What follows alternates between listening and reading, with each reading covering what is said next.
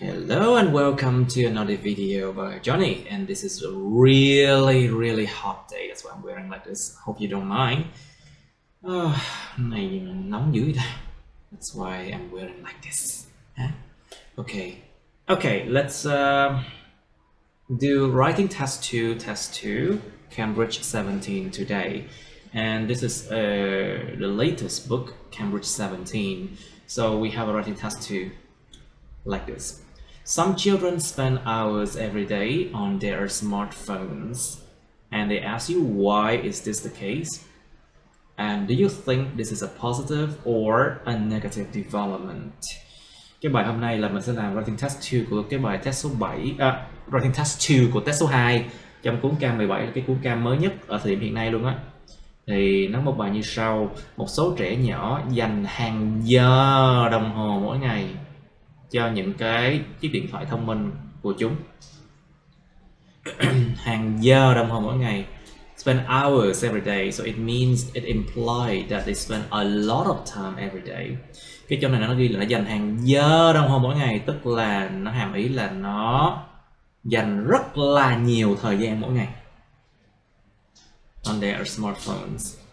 Okay, and this test 2 does not ask you whether this one, to debate whether this one is true or not true. Okay, it did not ask you to do that. Cái test 2 thì nó không có nói cho mình biết, là không có đòi hỏi mình là phải tranh luận liệu cái điều trên đây là đúng sự thật hay không nha. Cho nên các bạn đừng có đi mà nói là tôi không nghĩ là như vậy đâu, một số bạn trẻ thì thế này, một số bạn trẻ thế kia, một số trẻ nhỏ thế này, trẻ thế kia. Làm vậy là sai yêu cầu đề nha mọi người. Remember, you are not asked to debate whether this fact it's correct or not. It's a fact. Nó là một cái sự thật hiển nhiên rồi. Why do I know that? Because look at the answer.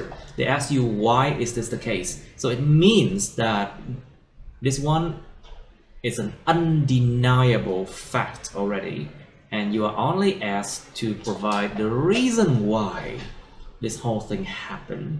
Cái câu hỏi nó hỏi tại sao lại có cái trường hợp như thế này, tại sao lại có chuyện như thế này. Tức là nó không hề đặt cho chấm hỏi liệu chuyện này đúng hay sai, mà nó coi như là đúng luôn rồi, sự thật không thể bàn cãi luôn rồi, undeniable fact. Và mình chỉ yêu cầu là bây giờ tôi phải nêu ra cái lý do là tại sao mọi chuyện là thế này thôi, cho nên đừng có sớm sát mà đi ra nói là ủa có bạn trẻ, có bạn thì rất chăm học, đâu có thấy gì smartphone đâu, có bạn khác thì thế này thế kia. Không có làm như vậy nha mọi người, lạc đề là chết á. Just answer the question that they ask you to answer. Okay? Do not assume, do not try to but I think they asked me this. No. Nó ra câu hỏi gì thì trả lời cái đó nha các bạn. Đừng có nghĩ là em tưởng là đề nó yêu cầu gì, là chết. Okay. So why is this the case? You have to provide the reason. Các bạn phải cung cấp cái lý do tại sao mà trẻ nhỏ dành hàng giờ đồng hồ mỗi ngày trên những chiếc điện thoại thông minh đó. And they ask you, do you think this is a positive or a negative development? So it means you have to choose one of them. You cannot be impartial, or you cannot be in the middle. You cannot be neutral. Và nó hỏi là bạn nghĩ đây là một cái sự phát triển tích cực hay một sự phát triển tiêu cực. Tức là mình hoàn toàn mình bắt buộc phải lựa một trong hai thôi, và không được đứng giữa, không được trung lập nha các bạn. Trong cái trường hợp này là nó là bắt buộc phải lựa một trong hai thôi. You can only choose one of them. Okay, but you have to provide the answer first. Phải cung cấp cái lý do trước, xong rồi chọn một trong hai để nói. Alright, so I provided for you two sample answers here. Mình đã cung cấp các bạn hai cái sample answer thế này, and I will go to details. Okay, so first thing, the opening, I'll try to rewrite the essay title in another way. Cái phần mở đầu thì mình sẽ viết lại cái đề bài một cách khác. And this is a positive development. Okay, cái bài này sẽ nói về cái sự phát triển tích cực nè. With the advent of smartphones, many young users these days are not unfamiliar. So this is a double negative, phủ định kép. Not unfamiliar with this device. Với cái sự phát triển của smartphones, điện thoại thông minh. Với sự phát triển của điện thoại thông minh, mình nói điện thoại thông minh nói chung hay không có S. This is a smartphone in general, so I do not use a plural form. With the advent of smartphone, many young users these days are not unfamiliar with this device. Với sự phát triển của điện thoại thông minh, nhiều người dùng trẻ ngày nay. So young users is children. Những người dùng trẻ tức là children. Nhiều người dùng trẻ ngày nay không quen thuộc tức là quen thuộc, thủ định kép. It's a double negative. So not unfamiliar, which means they are familiar. Nhiều người dùng trẻ ngày nay không quen thuộc tức là có quen thuộc với cái thiết bị này. Thực sự họ có quen thuộc thiết bị này đấy. In fact, some children often spend countless hours on a daily basis focusing on the screen. So, see, countless hours means spend hours every day. Đó, dành nhiều cái tiếng đồng hồ mà không đếm nổi được luôn, nó chính là cái spend hours này. Thật sự là một số trẻ nhỏ thường dành nhiều tiếng đồng hồ không đếm nổi được luôn hàng ngày, focusing, có tập trung vào cái màn hình.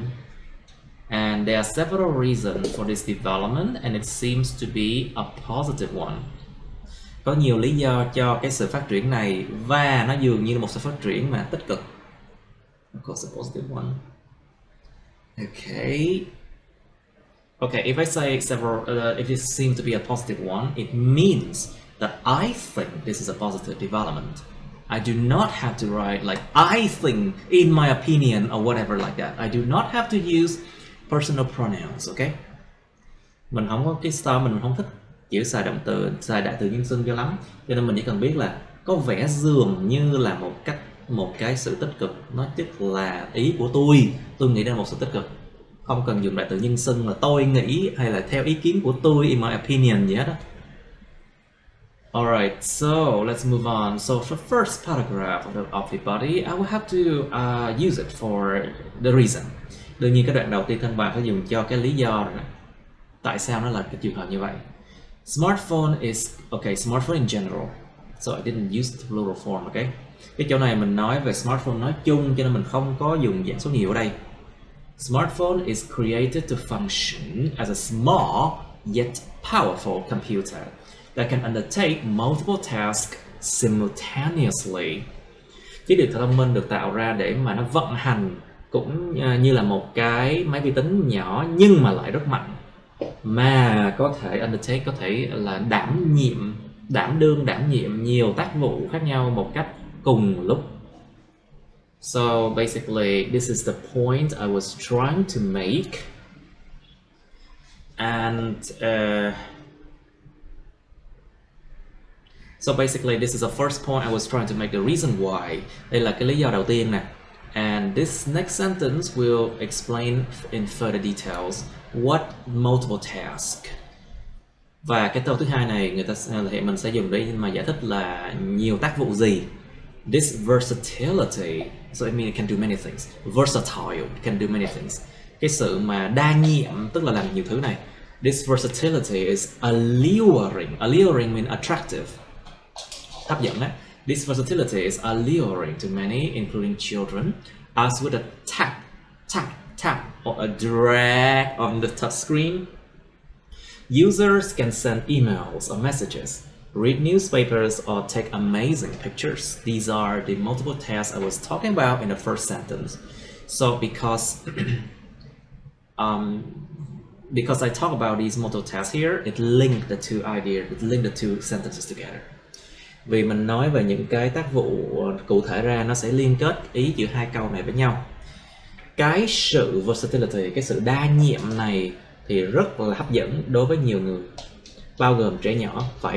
Bởi vì với một cái sự tap, quánh vô cái giống như kiểu nhấn vô cái, hoặc là một cái sự drag là một cái sự mà giống như là tôi đụng màn hình, tôi kéo về đó trên cái màn hình cảm ứng, thì những người dùng có thể gửi email hoặc là gửi tin nhắn, đọc báo hoặc là chụp những tấm hình rất là tuyệt vời.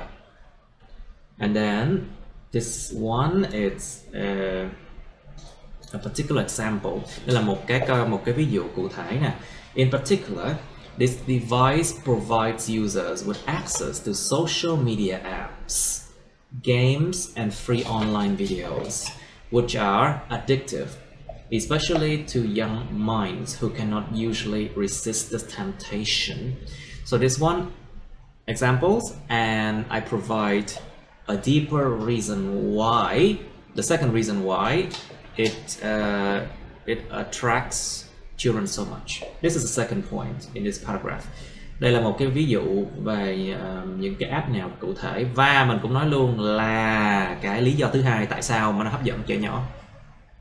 Cụ thể là cái công cụ này nó cung cấp những người dùng với sự tiếp cận với những cái apps mạng xã hội, những cái trò chơi game, những cái trò chơi và những cái video trực tuyến mà miễn phí mà chúng rất là gây nghiện, which are addictive.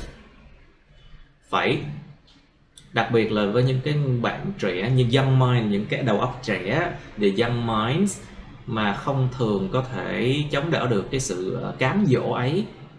So this one is explanation for the second reason why it's so attractive. Đó, cái luận điểm 2 của cái đoạn lý do này nè, lý do tại sao mình hấp dẫn đó. And then this is a cause and result sentence. Câu này nói về quan hệ nhân quả nè. As a result, more and more children are using smartphone for many hours daily. Như một hệ quả, ngày càng nhiều trẻ nhỏ sử dụng, đang sử dụng luôn. Tức là mình dùng hiện tại tiếp diễn ở đây để chỉ ra một cái điều, đó là cái trend, cái xu hướng. I'm using like present continuous here to imply that this is a trend, an ongoing trend. Ngày càng nhiều trẻ nhỏ đang sử dụng những chiếc điện thoại thông minh cho nhiều giờ đồng hồ hàng ngày. This is the result. Okay, so two reasons, hai lý do. And of course, because I wrote this one as a positive development, right? So I have to explain why it's positive. Mình viết đây là một cái sự phát triển tích cực thì mình phải giải thích tại sao nó tích cực.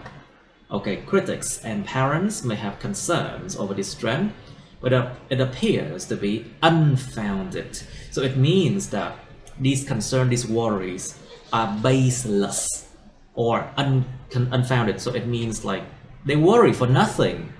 Nếu mà ghi là những nhà phê bình và những bậc cha mẹ có những nỗi lo về cái xu hướng này. So this trend is basically the trend of children spend hours every day on a smartphone. Đó, cái trend này nè, cái xu hướng mà trẻ nhỏ dành nhiều thời gian, nhiều giờ đồng hồ trên điện thoại thông minh đó, cái xu hướng này đó. Những bậc cha mẹ và những cái người mà nhà phê bình cũng có những cái nỗi lo về cái xu hướng này, nhưng mà nó có vẻ như là không có cơ sở, unfounded, tức là lo chẳng để làm gì, lo bò trắng răng, giống kiểu sorry chẳng để làm gì hết. As online learning is gaining popularity in this digital age, children need immediate and easy access to online learning materials. And often, this means spending many hours on their electronic gadgets, smartphones included. This is the first point I was trying to make for why it's positive development. Đây là cái luận điểm đầu tiên để nói về tại sao nó là phát triển tích cực này.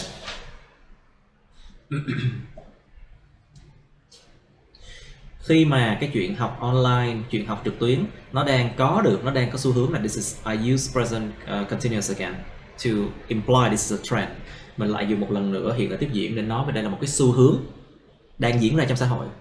As online learning, khi mà cái chuyện học trực tuyến nó đang có được cái sự nhiều người sử dụng được, đang có được cái sự mà thông dụng ở trong cái thời kỳ kỹ thuật số hiện nay, trẻ nhỏ cần cái sự tiếp cận nhanh chóng và dễ dàng với những cái tài liệu học trên mạng trực tuyến. Và thường là cái điều này có nghĩa rằng dành nhiều tiếng đồng hồ trên những cái công cụ điện tử của chúng, bao gồm luôn cả smartphones. Đây là cái luận điểm thứ nhất của chuyện tại sao là nó positive với các bạn. In other words, so this sentence I explain further why. Mình giải thích thêm là tại sao trong câu này. In other words, this equipment is a great help to the learning process. Hay nói cách khác, cái công cụ này là một cái sự giúp đỡ rất là tốt với cái quá trình học. And then the second point why I think it's a positive development. Đây là cái luận điểm thứ hai của lý do tại sao tôi nghĩ đây là sự phát triển tích cực nè. What is more, this lightweight yet versatile device can be held for an extended period of time, which is good for growing children who is yet to be able to hold heavier objects such as laptops or big books. Thêm vào nữa thì sao? What is more? Thêm điều gì nữa nào? Cái công cụ nhẹ ký, nó rất là nhẹ nhàng, rất là nhẹ. Cái công cụ nhẹ ký nhưng mà lại đa nhiệm này có thể được cầm nắm cho một cái khoảng thời gian kéo dài ra. Tức là cầm nắm lâu dài không bị là mỏi. So you can hold it for a long time without getting fatigue or tiredness. Mà điều này là tốt cho những cái đứa bé đang phát triển mà nó chưa thể nào mà có thể cầm nắm những cái vật dụng mà nặng nề hơn, ví dụ như những cuốn sách mà to đùng hoặc là laptops. So further explanation or the reasons. Further explanation, thêm một sự giải thích thêm nè. This helps prevent the deformation of spinal cord, a common problem among young people. Điều này giúp phòng tránh cái sự deform, là nó không còn cái form cũ nữa, nó bị vẹo đi, nó bị cong vẹo xương sống. Deformation of spinal cord, một cái vấn đề rất là thông thường ở những người trẻ. Okay, 2 points two points to support why it's positive, and then 1 point to say it's a negative one, because I don't want to write totally positive, because nothing in the world is totally positive or nothing in the world is totally negative. So that's why I do 2 positive, 2 points for positive, 1 point for negative. Chẳng có cái gì trên cuộc đời mà nó hoàn toàn tích cực hay là hoàn toàn tiêu cực cả. Lúc nào cũng có mặt tốt mặt xấu. Cho nên là mình mới viết là 2 điểm để ủng hộ cho cái 2 luận điểm đó, ủng hộ cho positive, và 1 luận điểm ủng hộ cho negative ở cái bài sample này. Okay. There's one drawback that this development can cause, that is short-sightedness in young children. Yeah, I have short-sightedness. Có một cái điểm bất lợi mà cái sự phát triển này có thể gây ra, đó chính là sự short-sightedness, sự mà nhìn gần mới được chứ nhìn xa không được. Đó chính là sự cận thị, short-sightedness ở những đứa trẻ nhỏ. And then this is an explanation of the condition caused by what. Đây là một cái lời giải thích tại sao lại gây ra cận thị này. This medical condition develops when a person concentrates on something, such as a smartphone screen for a prolonged period of time. Look, I use the word prolonged, not sustained, okay? Not sustained. Because prolonged is a negative adjective. Mình dùng chữ prolonged ở đây mang nghĩa tiêu cực, tức là nó kéo dài ra hơn mong muốn, còn cái chữ sustained là mang nghĩa tích cực. Trong trường hợp này prolonged hợp lý hơn. Prolonged is a better word here because it's negative and it's not something you want, instead of the word sustain, which is positive one. Okay, prolonged amount of time, comma, which requires treatment with eyeglasses in order to somehow restore a normal vision. Có một bất lợi, ok, đó là cái chuyện cận thị ở trẻ nhỏ. Chấm. Cái tình trạng y khoa này nó phát triển, tình trạng y học này nó phát triển khi mà một người tập trung vào một cái gì đó, ví dụ như cái màn hình điện thoại thông minh đi, trong một cái khoảng thời gian kéo dài hơn mong muốn. Mà tình trạng này yêu cầu nó cần phải có sự điều trị với những cái mắt kiếng, đeo mắt, để mà một kiểu nào đó nó hồi phục lại cái tầm nhìn bình thường. Okay, I do not need to write much. Không cần phải viết quá nhiều đâu. Maybe two sentences is a minimum requirement for a paragraph, but it's okay. 2 câu là đủ cho một đoạn rồi, tối thiểu rồi. It's okay. And in some, okay, this is a conclusion. Đây là cái đoạn kết bài này. In some, the trend of young people spending copious means like it just copy like a lot. Copious là nó cứ copy, cái sao chép, tức là nó rất là nhiều.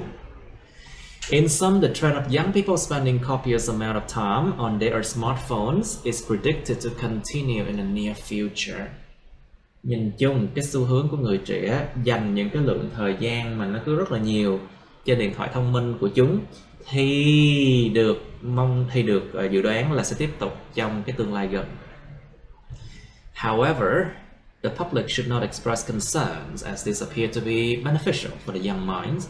So this sentence affirms that this is a positive development. Cái câu này nó tái khẳng định, nó reaffirms rằng đây là một cái sự phát triển tích cực. And this sentence, what does it do? Cái câu này đã làm cái gì? Nó có thể đưa ra một cái lời dự đoán trong tương lai là sẽ tiếp tục cái trend này thôi. Just a prediction for the future that this trend will continue. Alright. Nhìn chung cái xu hướng cho người trẻ dành những cái lượng thời gian rất là nhiều trên điện thoại thông minh của chúng thì của họ chứ thì được dự đoán là sẽ tiếp tục trong tương lai gần. Câu này là để dự đoán đơn giản thôi. Chấm. Tuy nhiên quần chúng không nên thể hiện ra những cái sự lo lắng, bởi vì điều này có vẻ như là có lợi cho những cái bộ não trẻ hay là những trí óc trẻ, trí thức trẻ. Tức là nó tái khẳng định lại là đây là một sự phát triển tích cực. Alright, so how many words is this essay? Bao nhiêu chữ nhỉ? 344, 344 hơi bị nhiều. It's actually a bit too much, I think. Okay, negative development. So what do I do if I want to write it as a negative development? Nếu bây giờ tôi muốn viết thành là một sự phát triển tiêu cực thì sao nè? Well, so first sentence the same. Câu đầu tiên y chang nè. But the second sentence, in fact, some children often spend countless hours on a daily basis, gluing their eyes on the screen. Thật sự là nhiều trẻ nhỏ thường dành hàng giờ đồng hồ không thể đếm nổi luôn hàng giờ đồng hồ không thể đếm nổi luôn hàng ngày dán mắt, động từ to glue. So the verb to glue means to stick their eyes on the screen, gluing your eye on the screen.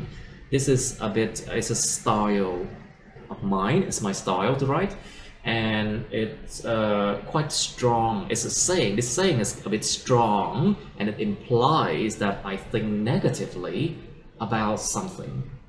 Cái kiểu viết là trẻ nhỏ dành hàng giờ đồng hồ dán mắt vào màn hình vi tính, dán mắt vào màn hình. Cái chữ dán mắt này á, thật sự là nó hàm ý cái gì?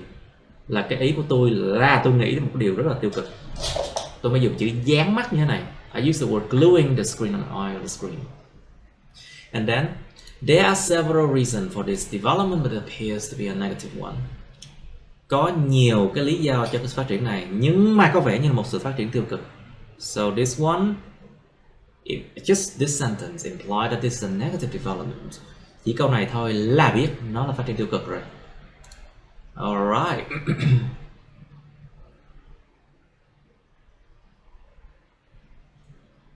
So, of course, this one is the same thing because the reasons why is exactly the same thing like the first essay. Cái lý do tại sao thì mình cũng y chang này thôi, same thing. Okay, but in this essay, I have to write in a way that say this is a negative development. I have to find a way to convince people that this is a negative development. Thì đương nhiên là cái lý do nó y chang nhau thôi. Nhưng mà cái đoạn thân bài này mình cũng phải viết là thế nào để mà thuyết phục con người ta biết được đây là phát triển tiêu cực.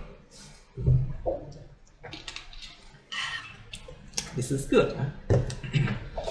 There are drawbacks that this development can cause, namely short-sightedness and underdeveloped communication in young children. Có những cái bất lợi mà sự phát triển này có thể gây ra. Nêu tên ra là sự cận thị và sự còi cọc, hay là cái sự underdeveloped, nó phát triển không tới mức, không tới nơi. Sự phát triển không tới nơi, cái sự mà giao tiếp phát triển không tới nơi ở trẻ nhỏ.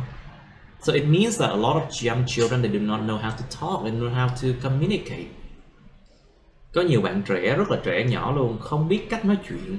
Nhiều bạn lớn 18 tuổi không biết cách nói chuyện. Some people in these days, they, even though when they're 18 years old, they know how to talk even. Okay, so first thing I talk about short-sightedness, and second thing I'll talk about underdeveloped communication. Cái đầu tiên mình sẽ nói về cái cận thị cái đó. The first medical condition develops when a person concentrates on something such as smartphone screen for a prolonged amount of time, which require treatment with eyeglasses in order to somehow restore a normal vision. Cái đoạn này y chang bên trên luôn á. This one is exactly the same like over here. And then this sentence talk about the result or the consequence of that. Cái câu này nó nói về cái hậu quả của cái chuyện mà cần phải có kiếng nè, đeo kiếng nè. Needless to say, an affected child has more chance to fall or they cannot see objects clearly due to blurred vision.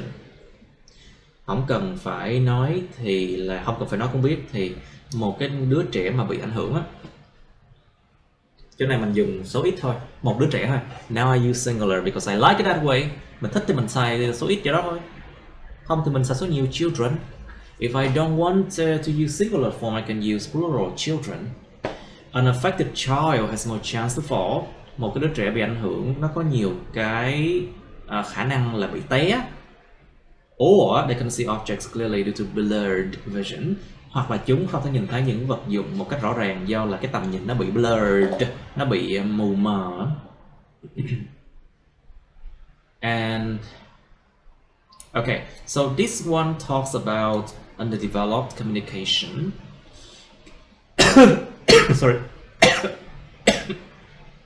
I talk too much. Mình nói hơi bị nhiều, sorry.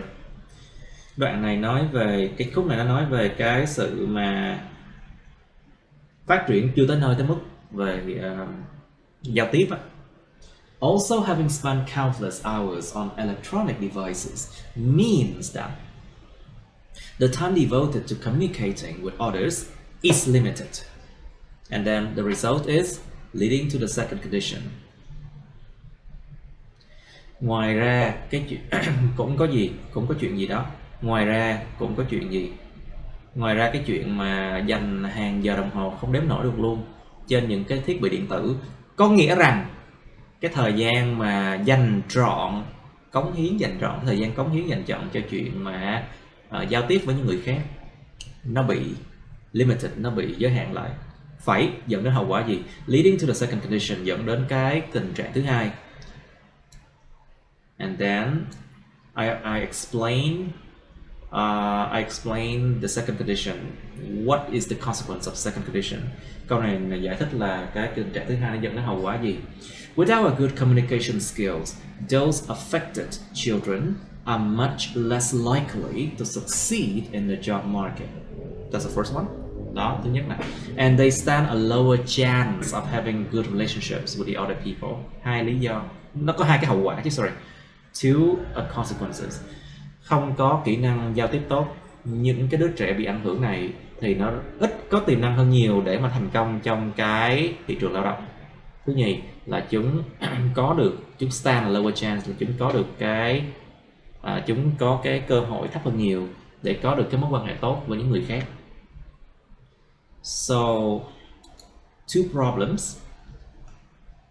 So in this essay, I did not write anything good. But the question is, should I write anything good? It's up to you. You can write one good and two bad here, or you can just write two bad two negative. It's up to you. Thật sự là nó phát triển tích cực, mình hoàn toàn có thể viết hai cái xấu, không có cái tốt nào luôn cũng được nữa. Hoặc các bạn thích hai tốt một xấu cũng được nữa. No problem. It doesn't affect your grade. It's just like the style you write. Nó chỉ là cái phong cách mình viết thôi, nó không ảnh hưởng đến cái điểm số đâu. Thật sự là vậy. Okay, negative development. Nếu mình viết hai cái xấu hết thì đó là một cái strong opinion. Một cái bài strong opinion, một cái bài mà nhận định rất là mạnh mẽ. Nó không cần phải viết cái tốt gì luôn á. You do not need to write anything good here. If you write two bad and zero positive, then this essay becomes like a strong opinion, no problem. And then, the conclusion, kết luận này. Okay, a prediction just like before, một cái sự prediction, một cái sự mà dự đoán y chang như lúc trước thôi. But then, this seems boring indeed. So this trend, cái xu hướng này dường như là đáng lo thực sự đấy. So I use the active adjective worrying to describe the nature of this trend. I did not use the passive adjective worried. Mình dùng cái tính từ chủ động worrying, UED này để mà miêu tả cái gì? Miêu tả cái bản chất sự vật sự việc, là cái xu hướng này nó như thế nào. Bản chất xu hướng này là nó đáng lo đấy, thực sự đáng lo đấy. Hence, parents and teachers should develop proper measures to counter the possible harm this trend can bring to children. Điều này có vẻ đáng lo thực sự đấy. Phải. Vì thế các bậc cha mẹ và các bậc thầy cô nên phát triển những cái proper measures, những cái phương cách mà phù hợp để kháng lại, để chống lại cái điều gây hại có thể tiềm năng, để chống lại những cái điều mà xấu có thể mà cái xu hướng này có thể đem đến cho trẻ nhỏ. So this is my advice. Đây là một cái lời khuyên cho cái xu hướng đáng lo này. This is an advice for this worrying trend, you know. Because the whole essay I already wrote that this is a bad trend. So in the end, if I don't want to reaffirm this is a bad trend again, I can just give some advice what to do.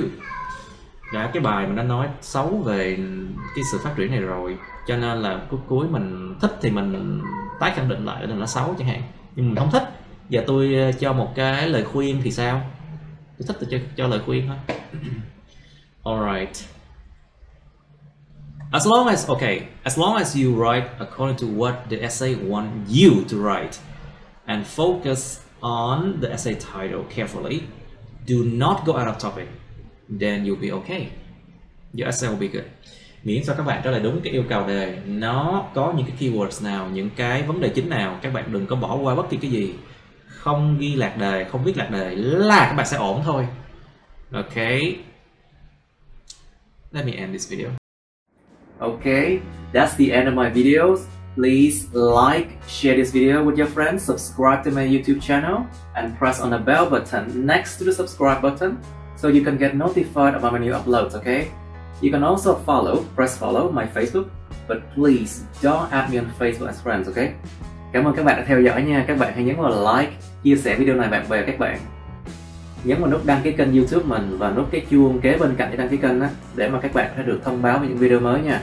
Các bạn cũng có thể nhấn vào nút theo dõi Facebook mình, nhưng nhớ đừng kết bạn Facebook mình nha. Thank you and see you. Bye.